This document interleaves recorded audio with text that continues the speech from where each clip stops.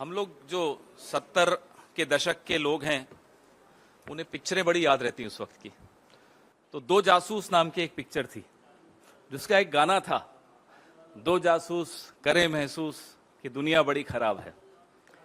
ये जो हमारे यहां दो जासूस हैं, इस देश के जो दो जासूस हैं, उन्हें किसी पे भरोसा नहीं, न अपनों पे, न मीडिया पे, न न्यायपालिका पे, न परायों पे, न एनजीओस पे, न सिविल सोसाइटी पे, आप लोगों पर तो बिल्कुल नहीं है। और इनका दोनों का जब ये अपने राज्य में थे तो वहां की पुलिस को जासूसी में किस तरह से उपयोग उसका करते थे, ये एक ट्रैक रिकॉर्ड रहा है, आप सबके सामने है, उसको दोहराना अच्छा नहीं है। अभी पूरे खुफिया तंत्र, राज्य के खुफिया तंत्र को कैसे इस्तेमाल करते थे जासूसी में, वो आप सबको मालूम है। अब जब ये यहां आ गए हैं दोनों, तो नए नए सॉफ्टवेयर्स के माध्यम से जासूसी का काम जारी रखा हुआ इन्होंने। करोड़ों रुपए, हमारे और आपके टैक्स पेयर के करोड़ों रुपए, ये ऐसे उपकरण, ऐसे स्पाईवेयर, ऐसे जो इजराइल या अलग अलग टेक्नोलॉजीज आती हैं, वो खरीद कर लगा रहे हैं।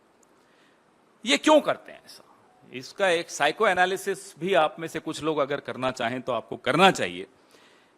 क्योंकि जो शहंशाह हैं, जो उन्होंने एक बड़ा सा महल बनाया है भय और झूठ की, जिसमें नींव है जिस महल की, वो बड़ा खोखला महल है।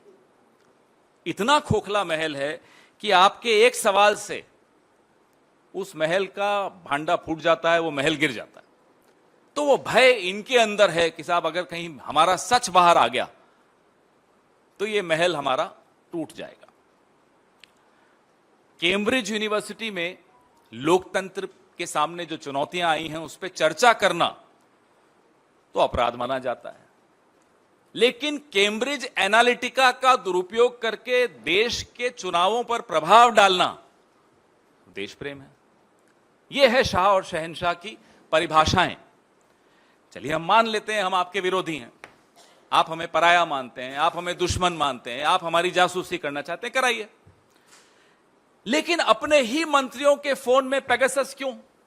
अरे आपके मंत्री हैं किस काम के कि उनके फोन में आपको कुछ मिल जाएगा? हाँ, इतना मालूम पड़ जाएगा कि कहीं वो उद्घाटन करने नहीं जा रहा हो अकेले, कहीं रिबन काटने कहीं स्मृति जी नहीं चली जाएं, या निर्मला जी नहीं चली जाएं, या पीयूष गोयल जी नहीं चले जाएं, या अश्विनी वैष्णव जी नहीं चले जाएं। इससे ज्यादा तो आपको अपने मंत्रियों से उम्मीद भी नहीं करनी चाहिए कि कुछ वो होगा उनके पास। आपने छोड़ा क्या है उनके पास?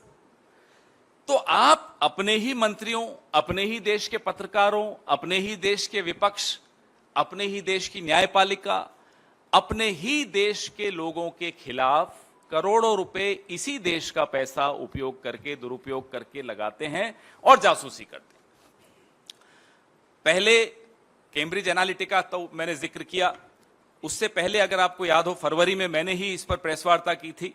टीम जॉर्ज, मैं और सुप्रिया जी ने यहां बैठकर प्रेस वार्ता की थी, मुझे याद है। इजराइल के जो हैकर्स हैं उनका उपयोग करने की आरोप इन पर लगा। पेगासस की जब मामला बहुत आगे बढ़ गया, और आपको याद है कि सुप्रीम कोर्ट की टिप्पणी भी आपको याद है कि सरकार ने कमेटी के साथ सहयोग नहीं किया, और आज भी वो सील्ड कवर में बंद है। पेगासस जब बहुत बदनाम हो गया तो जो मिनिमम गवर्नेंस मैक्सिमम सर्वेलेंस वाली सरकार है, ये अब नया स्पाईवेयर मार्केट में ढूंढ रही है, और आरएफपी भी इन्होंने निकाला हुआ है एक पर्टिकुलर डिपार्टमेंट ने। ये कॉग्निटो नाम है इसका। तो कॉग्निटो के माध्यम से, कॉग्निटो इसलिए कि इसके बारे में ज्यादा जानकारी नहीं है, कहीं ज्यादा ब्लैकलिस्ट नहीं हुआ, इस पर आप लोगों ने या किसी ने ज्यादा लिखा नहीं। तो जो ट्रेडिंग डेटा है, एक प्रमुख समाचार पत्र ने निकाला है, कॉग्नाइट स्पाईवेयर उपकरण खरीदा गया है जो पेगासस का विकल्प है, इस देश में अभी लाया जा रहा है। और पेगासस की जो प्रणाली है उसकी तुलना में इसका प्रोफाइल इतना हाई प्रोफाइल नहीं है कि जिसके बारे में बहुत चर्चा हो गई हो देश में या विश्व में। लेकिन जो अमेरिकन लॉ फर्म है एक, मैं आपको ये भेज भी रहा हूं, जो उनका कोट है कॉग्नाइट के विषय में, वो मैं पढ़ के आपको जरा सुनाना चाहता हूं कि वो कॉग्नाइट को वो क्या परिभाषा इन्होंने दी है।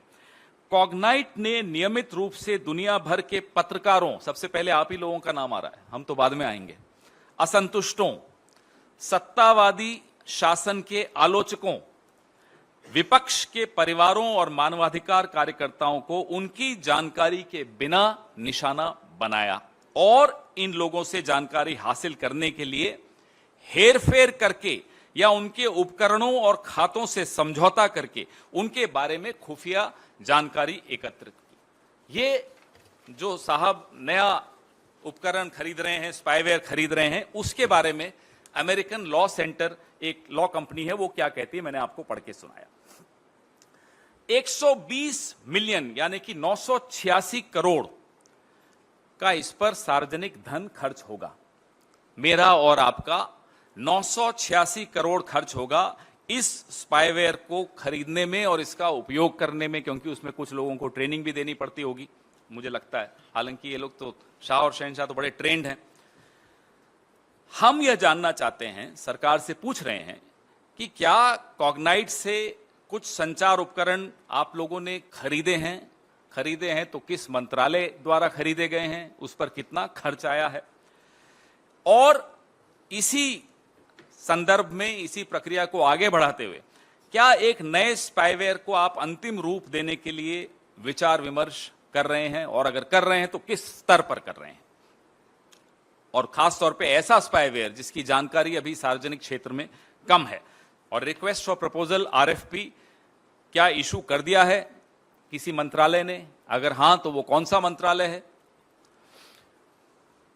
स्पाईवेयर की रेस में अलग अलग 2-3 कंपनियां हैं जो जानकारी मीडिया से ही माध्यम से ही मिली है, लेकिन जो कॉग्नाइट है इसको मेटा द्वारा व्यापक दुरुपयोग पाए जाने के बाद नॉर्वे के सॉवरेन वेल्थ फंड द्वारा इसके स्टॉक को डंप कर दिया गया है।